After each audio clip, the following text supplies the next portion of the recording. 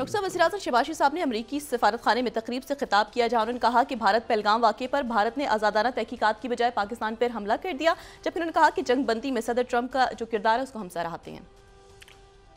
देखिए, पाकिस्तान मेरा ख्याल है कि कई दिहाइयों के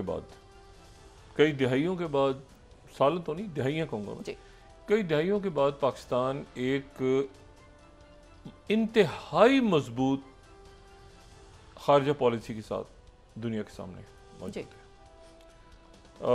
और शायद ही कोई दूसरा मुल्क इस वक्त आपको, क्योंकि पूरी दुनिया में क्योस है, जंगें हैं, मसाइल हैं, पाकिस्तान जो है वो एक पुरएतमाद मुल्क के तौर पे इस वक्त नज़र आ रहा है। और उसकी वजह ये कि पाकिस्तान फातह बन के उभरा है। अच्छा, ये तो जो भारत के साथ जो जंग हुई, इसमें तो पाकिस्तान फातह बना जी। लेकिन उससे हट के भी बहुत फतूहात से मुराद ये है कि अल्लाह का बड़ा करम है कि सफारती महाज पे पाकिस्तान जो है वो अपना मुकदमा भरपूर अंदाज में जीत चुका है। ठीक है, सफारती महाज पे भी जीत चुका है। ये जो बैटल ऑफ नैरेटिव्स है, इंफॉर्मेशन वॉरफेयर कहीं, जो उसमें भी जीत चुका है। उसमें बहुत मैसिव इन्वेस्टमेंट के साथ जो है वो झूठ पकड़े गए हैं। और हमारे यहाँ तो इतनी इन्वेस्टमेंट्स नहीं थी। मैंने पहले भी हम बात करें और हमें पता है अपनी, हम ना इतना बड़ा मुल्क है, ना हमारा इतना बड़ा कोई दिफाई बजट है, ना हमारे को फॉरेन ऑफिस का इतना बजट है। हम IMF के पास भी जाते हैं, मसले मसाइल हमारे चल रहे हैं। उसके बावजूद जो है वो कोई अल्लाह का ऐसा करम है कि इस वक्त पाकिस्तान कई दहाइयों के बाद अपनी मजबूत तरीन खारजा पॉलिसी के साथ खड़ा है। जब आप खारजा पॉलिसी के साथ मजबूत हो जाते हैं ना, फिर आपका काम ये होता है कि आप अपना इंटरनल केओस उसको ख़त्म करें। ये कराची में कैदी निकल के भाग गए, ये बच्ची का जो है वो कत्ल हो गया इस्लामाबाद में, ये जो वाक़यात हैं ना, इन पे फिर हमारा काम है कि हम इसको आगे संभालते कैसे हैं।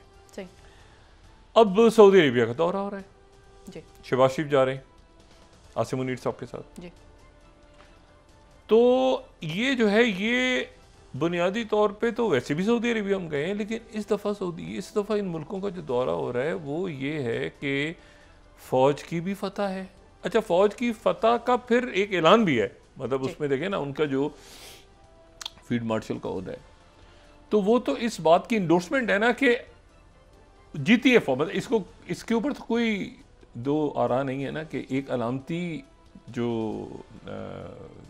उनको एजाज़ी है, अलामती जो भी, वो जंग जीतने के ऊपर ही दिया जाता है। तो जहाँ वो जा रहे हैं तो दुनिया उनको उसी तरह ले रही है कि भाई अच्छा, पहले तो हम आपके आर्मी चीफ के तौर पर मिले थे, अब ये आपको जो है ये एक और टाइटल के साथ आप मिल रहे हैं। तो ये एक सिंबल है पूरी दुनिया को कि हम इसको अस्करी महाज पे जीत चुके हैं, जिसमें एयरफोर्स हमारी, नेवी वाले जो है ना हमारे थोड़े से वो, और मैं आपको हकीकत बताऊं, नेवी वाले कहते हैं कि हमें मौका नहीं मिला, हमने इनको फड़का देना था।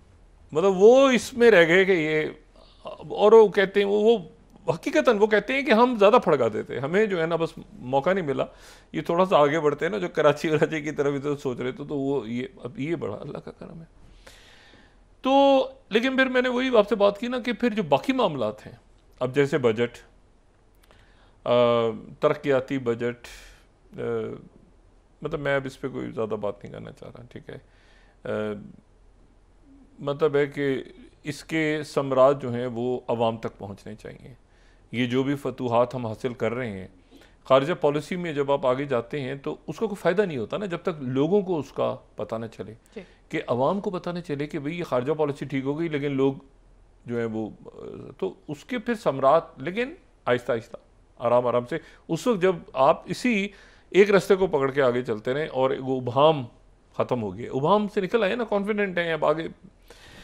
अच्छा, फिर अंदरूनी सोशल अनरेस्ट, सियासी मामलात को कैसे देखना है, फिर वो उसकी अगली जो है ना वो, यानी बाकी स्टेजेस है, क्योंकि हमारे अपने अंदर के मामला पहले तो दुनिया के सामने है ना, रीजन, ग्लोबल, आगे।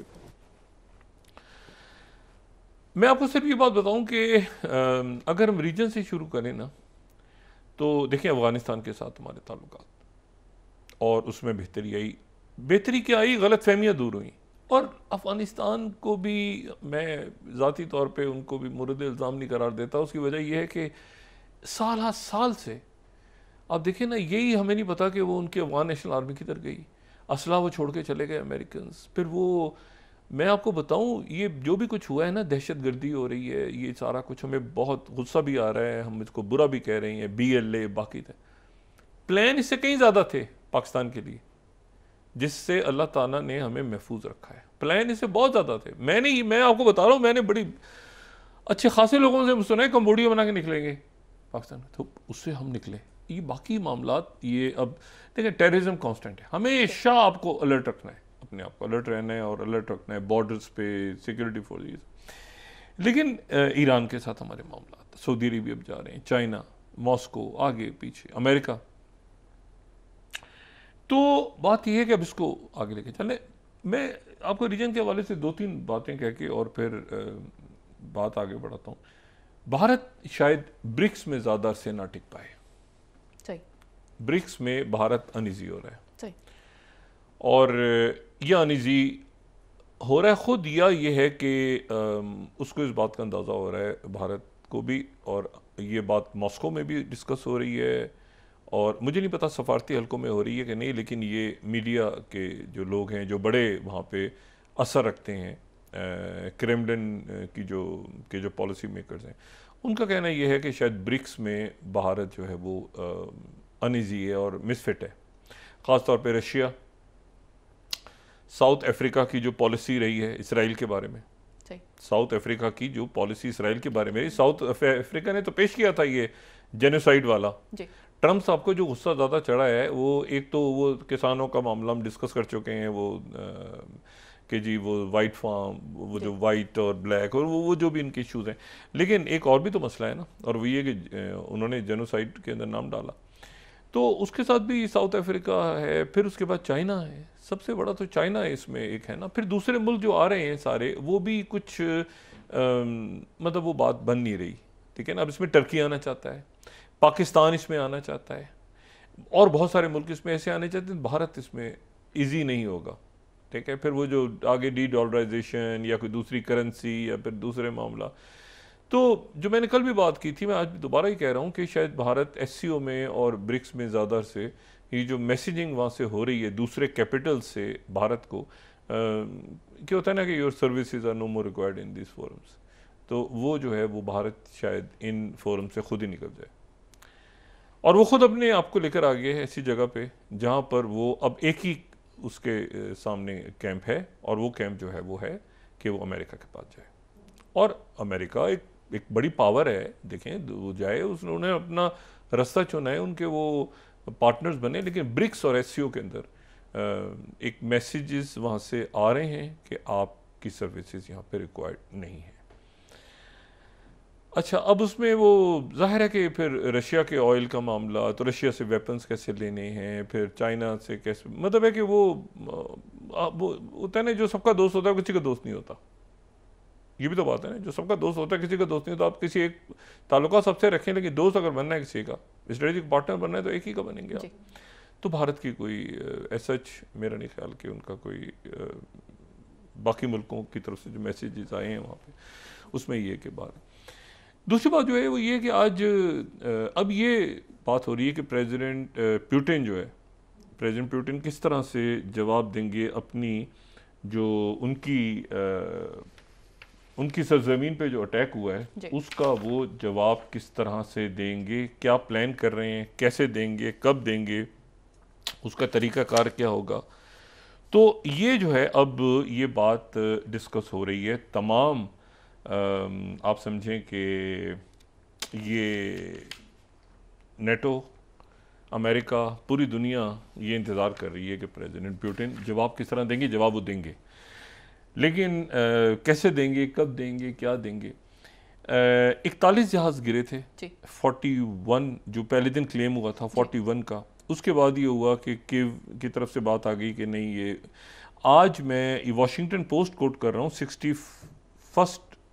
61st Ukraine operation spider web hit at least 13 जहाज़ों को। तो अमेरिका जो है वो 13 जहाज़ों पे आ गई। अब ये मैं पहली बात कल भी मैंने की थी कि यूक्रेन जो है वो आ गया था 12 पे, अगर मैं 60 सेकंड दिखाएं हम यहाँ पे, तो कीव आ गया था, रशिया लॉस्ट 12, पहले दिन था 40।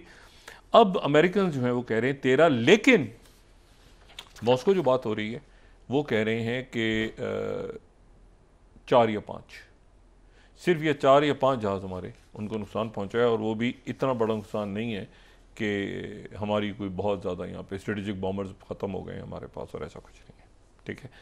लेकिन इसमें 2-3 बातें बड़ी अहम हैं।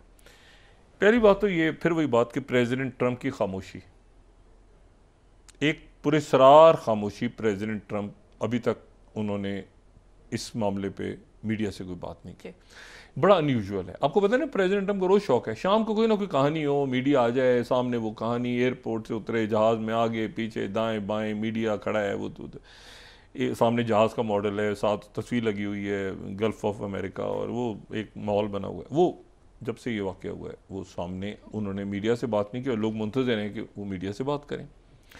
दूसरी बात यह है कि आज ब्रसल्स में, अब ये बड़ी इंपॉर्टेंट है, ब्रसल्स में आज जो है वो जो